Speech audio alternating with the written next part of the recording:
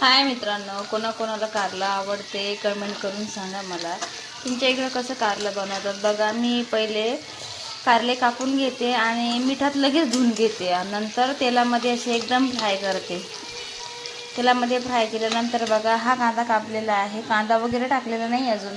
पूर्ण हे ब्राऊन कलरचे जोपर्यंत कारले होत नाही तोपर्यंत त्याच्यात कांदा टाकायचाच नाही आहे.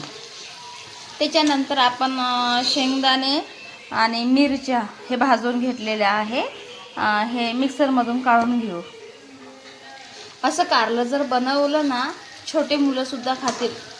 एकदम म्हणजे जे कडूपणा असते ना ते बिलकुल काहीच नसते. तुम्ही एकदा बनवून बघा आणि खाऊन बघा आणि मला कमेंट करून सांगा. फक्त हे थोडंसं आहे ना ब्राऊन करावं लागते आणि त्याच्यात शेंगदाणे आणि लसूण टाकायची गरज नाही, कोथिंबीर टाकायची, फक्त मिरच्या आणि शेंगदाणे आणि थोडासा कांदा एक्स्ट्राचा टाकायचा. आता हे अर्धा मी ब्राऊन करून घेईल. समजा अर्धा ब्राऊन केल्यानंतर मग याच्यात मी कांदा वगैरे टाकणार आणि नंतर कांदा ब्राऊन झाल्यानंतर त्याच्यात शेंगदाण्याचं कूट आणि मिरचीचा ठेचा. खरंच तुम्ही एकदा करून बघा. आमच्या घरच्यांना एवढं आवडते कारलं खूपच. माझा छोटा मुलगा लहानपणापासून हे कारलं खाते.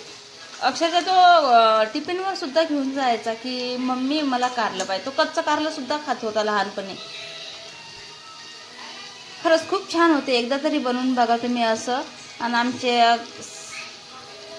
घरच्यांचे मित्र पण असे, सर कारलं आणा वहिनीला सांगा कारलं बनवून आणायचं. खरंच खूप छान लागते. एकदा तरी ट्राय करून बघा. आवडलं असेल तर लाईक कमेंट करा. मला पूर्ण रेसिपी दाखवते बघा. आता शेंगदाणे आणि मिरच्या आपण आता मिक्सरमधून काढून आणू. घ्यायचं शेंगदाण्याचं कूट आणि मिरच्या.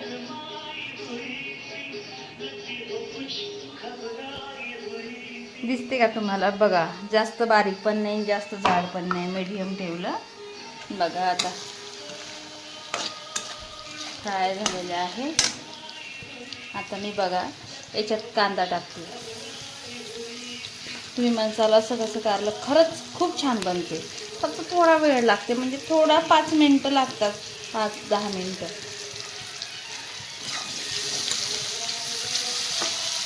बघा आता आपण जर कांदा टाकलेला थोडा कांदा ब्राऊन झाला ना तर मग आपण इथे शेंगदाण्याचं कूट टाकू.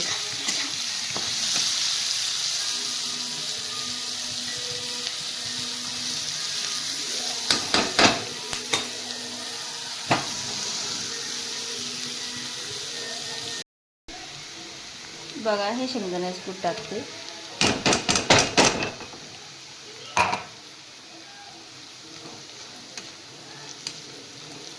शेंगदाण्याचं कूट टाकून घेते इथे. बघा शेंगदाणे टाकलेले आहे. शेंगदाण्याचं कूट बघा किती छान दिसते. इतकं छान लागते खरंच. एकदा खाऊन बघा तुम्ही, तुम्हाला नक्की आवडेल कारलं.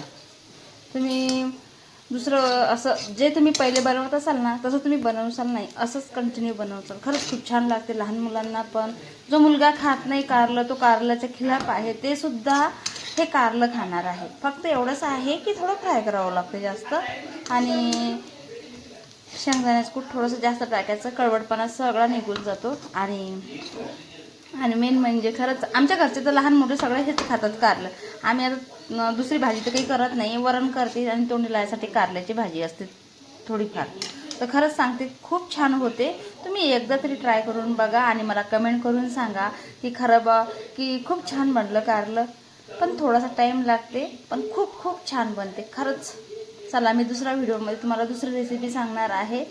तर बघा कारलं बनवून. शरीरासाठी खूप छान पण असते. कडू आठवड्यातून 1-2 खेप खाल्लंच पाहिजे. आमच्या घरी आठवड्यातून 2-3 वेळा असतेच कारलं.